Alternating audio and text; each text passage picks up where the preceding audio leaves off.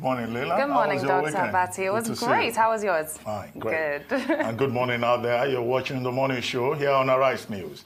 I'm Reuben, Abati. Good morning, viewers. I'm Laila Johnson-Salami, and we've got a great show lined up for you over the next 3 hours. So do sit back, relax, and let's kickstart your day because the morning show begins right now.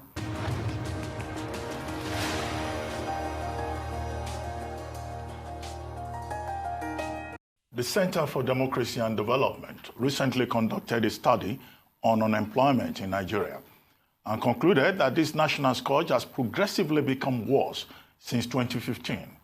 In a brief moment, we'll be talking to Wura Solomon, one of the authors of the report, and besides the facts and figures on employment, we shall also be trying to find out the social implications of the situation, particularly youth unemployment and underemployment in Nigeria, and how all of this manifests in terms of costs and standards of living, rising crime rate, low productivity, and diminishing gross domestic product. Again, what has been the role of corruption in fostering this negative situation? This morning also, we'll be talking to Chief Sunday Odunton, Executive Director, Association of Nigerian Electricity Distributors. He'll be helping us to analyze the likely benefits of the World Bank's decision to grant Nigeria a loan of $3 billion to extend transmission and distribution facilities in the country's power sector. Are there going to be any drawbacks or advantages going forward? And taking it from there, we'll be talking to Babatunde Gbadamosi, a politician and also former governorship candidate in Lagos State. We're going to be getting his thoughts on the current debt profile of Lagos. And as we round off the discussion, we'll then be spending some time with Peter Esele, who was at different times president of the Nigerian Petroleum and National Gas Senior Staff Association of Nigeria, as we know it as PENGASN, as well as the Trade Union Congress. Now, he's going to be discussing the recent agreement that was reached between the federal government of Nigeria and the Nigeria Labour Congress over the 30,000 naira national minimum wage. We'll also be catching up on news-making headlines around the globe, and then we'll review the newspapers with the Rise News analyst Emmanuel Efeni. Ojiopki will also be here, of course, to fill us in on what's trending around the world. So it's going to be that and a whole lot more today on The Morning Show.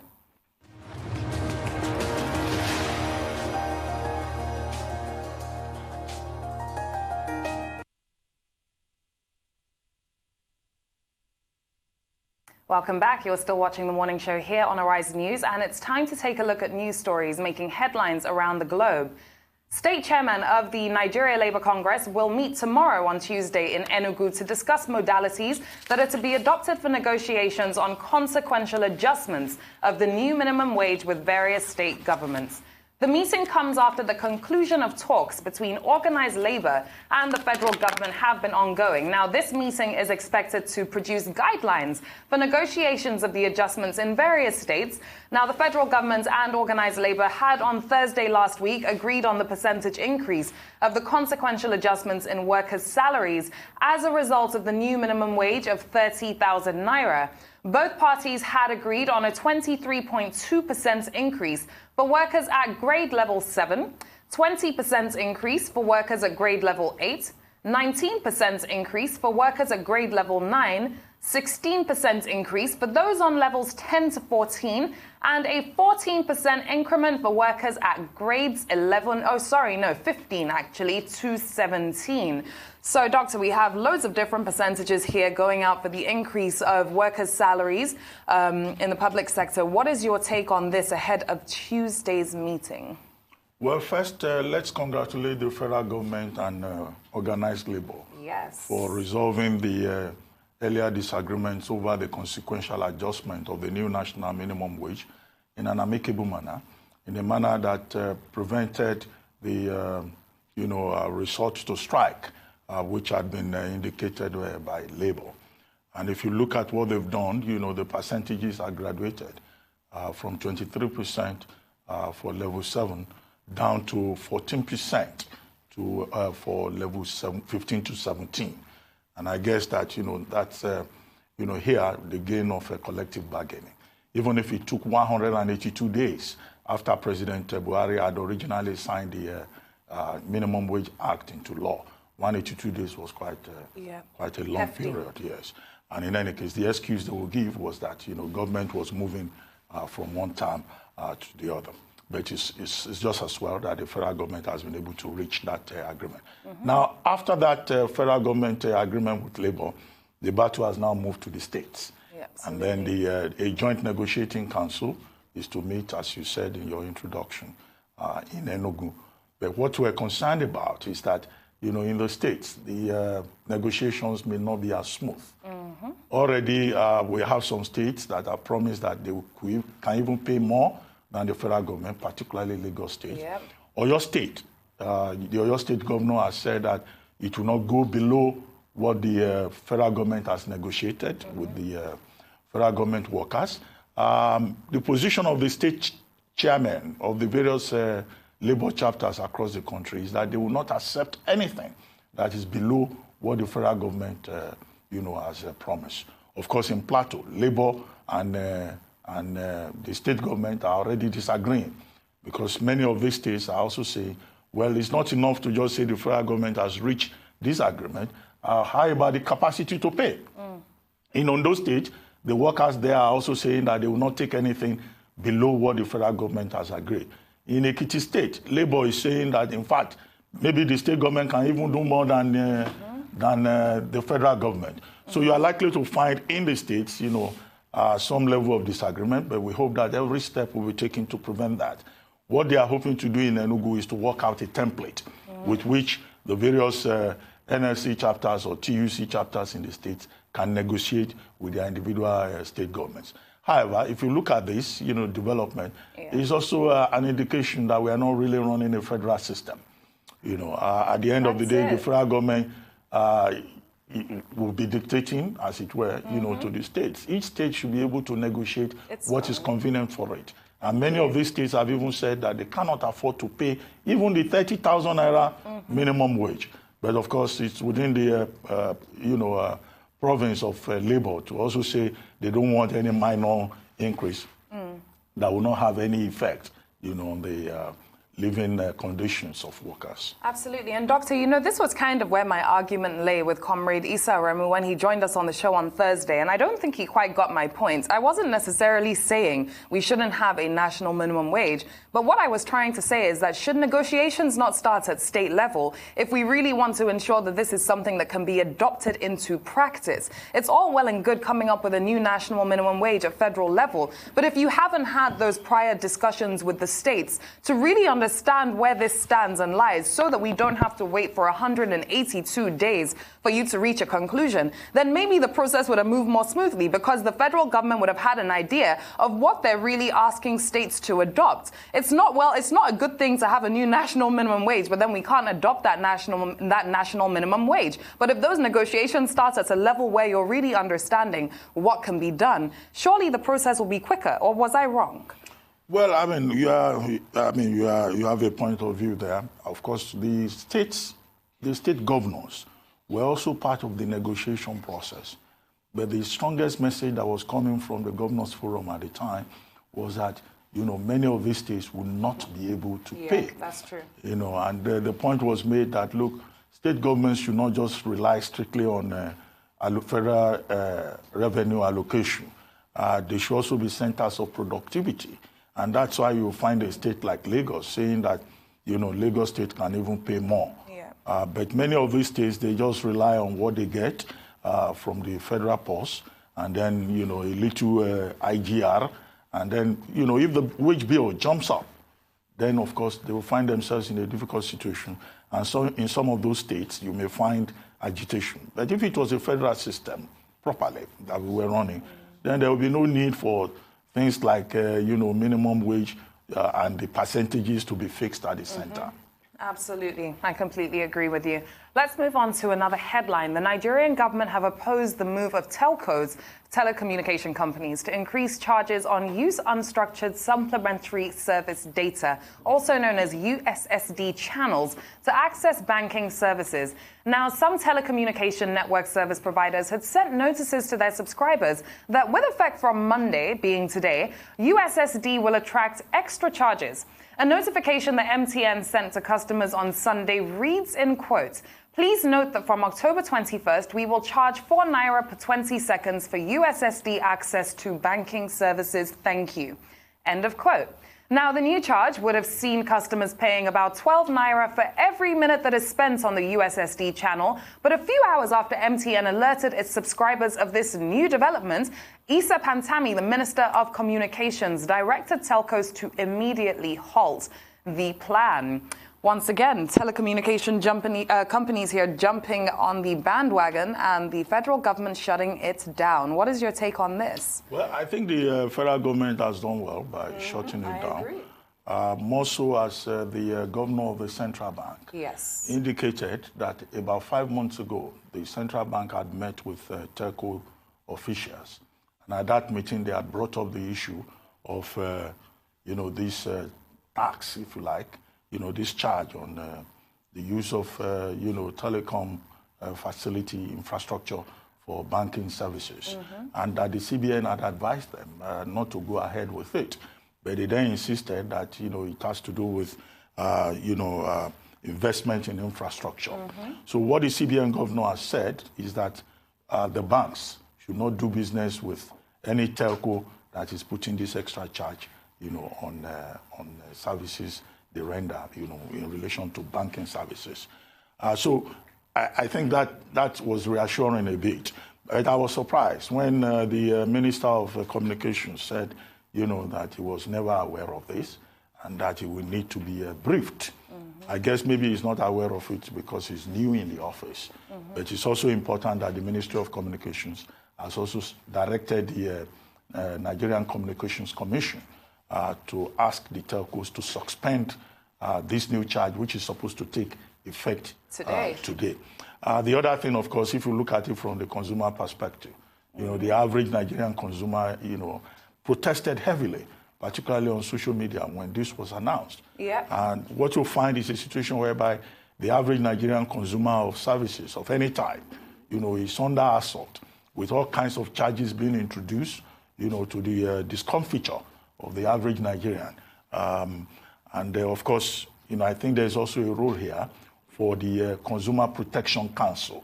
In some other jurisdictions, this issue will have been taken up by the Consumer Protection Council because hitherto, you get charged for using your phone for banking services. But it was the banks charging you. They take some small amount of money. And then now the telecom providers also want to, to charge. So I think that what should happen is that the market itself should respond to this. If they're going to insist on charging, then people should feel free to move from that particular, service provider to another service provider. Absolutely. Because that, in my view, is where the issue is.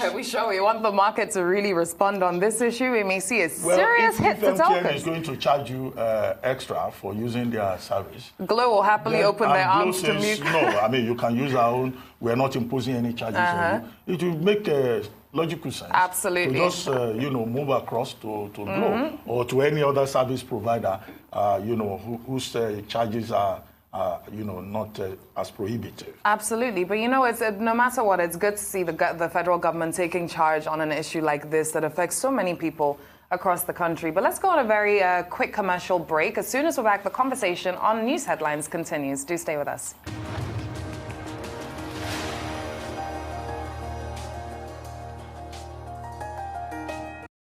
Welcome back to the morning show. Still on the news headlines, our president, Muhammadu Buhari, is going to meet with Vladimir Putin, his Russian counterpart, within this week. Now, the presidential spokesman, Garba Shehu, disclosed this in a statement on Sunday, saying the Nigerian leader will leave Abuja today to attend a 3-day summit in Russia-Africa summit, in Sochi. He said the event is going to be held between the 23rd and 25th, being this week, and will focus on exploring and also expanding opportunities in security, trade and investment, science and technology, and also gas production. The governors in Buhari's delegation are as follows: Mohammed Yahaya, Gombe State; Bello Matawale, Zamfara State; and Kayode Fayemi of Ekiti State. And the ministers that are going with him are Jeffrey Onyema, our Minister of Foreign Affairs; Adeni Adebayo, our Minister of Trade and Investment; and Olamilekan Adegbite, Minister of Mines and Steel and Development. Also to add to the list, Timpere Silva, Minister of State for Petroleum. So we have 4 ministers and 3 governors in the delegation heading off to Russia in Sochi today for this Africa summit to discuss several new developments, mostly leading towards the fourth industrial revolution. What's your take on this? Well, one, I think it's important that we're going to this Russia-Africa summit. Yeah. Particularly if you look at the issues that Nigeria is planning to focus on. We'll participate in the Russia Business Forum, and there will be, I imagine, a number of private sector persons who will also be on that delegation, who may not necessarily be named in the official statement from the presidency. And that will provide, Nigerian private sector people an opportunity to interact with their Russian counterparts, and also for the ministers going with the president to make presentations in terms of opportunities available within the Nigerian, economic environment. And then also for the Russians to draw attention to opportunities for, African businesses also in Russia and areas of linkage. And all of that under the overall objective of Russia seeking to expand its influence in Africa. Africa will seem to be the last frontier for investment and development. Particularly if you see what Japan does with the International Conference for African Development, TICAD. The last one was in Yokohama. And then, of course, what the Chinese have been doing with their aggressive focus on Africa through the Belt and Road Initiative and the Forum for China and African Cooperation, FOCAC. And you see a lot of African leaders showing interest in that, and that includes Nigeria. And then only recently, we were talking about how ahead of Brexit, the United Kingdom has also been reaching out to countries in the southern part of Africa. And then at the last Commonwealth Trade Ministers meeting, how the British were calling on Commonwealth countries, 53 of them, to cooperate, to look for opportunities in a post-Brexit context. But Russia is, of strategic value to us because in the pursuit of the war against Boko Haram, Russia is one country that, we have tried in the past to reach out to. And it will be interesting to see that, on this trip, President Buhari is likely to sign with his Vladimir cooperation agreement, the draft of which, we understand has been prepared. And then on the sidelines of this, Russia-Africa meeting, the two leaders will meet and that military technical cooperation agreement will be signed. And the focus especially is, in terms of training, in terms of access to necessary military equipment, for us to deepen, our troops' engagement in the northeastern part of the country where they are waging, a battle against terrorists and the Boko Haram. Of course, Russia has experience, of course, in security matters. And they have had most recently, very serious experience fighting the ISIS in Syria, where Russia seems to be having a much greater influence in Syria and in the entire corridor, in that region. Absolutely. And, it's good that this is also coming at a time where we're discussing so many matters of insecurity on the rise, with Boko Haram in particular. And last week we were looking at news headlines of increased foreign funding and ideas of increased foreign funding towards the terrorist organization. So it's a time for partnership. So this is a very welcoming development. Over to the UK now, where Prime Minister Boris Johnson is set for a showdown with Commons Speaker John Bercow today, with the Prime Minister expected to push for a so-called meaningful vote, he said, on his Brexit deal. Now, it's possible that Mr. Bercow could block the government's move and rule that the votes cannot be repeated so soon because it effectively happened on Saturday. Now, last week, the Speaker had told MPs that the apparent purpose of Monday's vote was to invalidate or obviate the effect of an amendment by Sir Oliver Letwin, which means the MPs will withhold their approval for Mr. Johnson's deal until or unless he has passed all necessary legislation to implement it. Now, despite all political drama, ministers are confident that they can still take the UK out of the EU by October 31st. Let's take a quick look. We are going to leave by October the 31st. We have the means and the ability to do so. And people who yesterday we had some people who voted for delay, voted explicitly to try to frustrate this process and to drag it out. I think, actually, the mood in the country is clear and the Prime Minister's determination is absolute, and I am with him in this. We must leave by October 31st. Parliament can insist that a letter is sent, but Parliament can't change the Prime Minister's mind. Parliament can't change the government's policy or determination. And the Prime Minister is very clear, and for that matter, so are European Union leaders. They want this done. And we, I think, as a Parliament, we had an opportunity yesterday to send a determined signal collectively that we wanted it done. We now have an opportunity in the days ahead to pass the legislation necessary in order to ensure that we honour the referendum mandate and leave.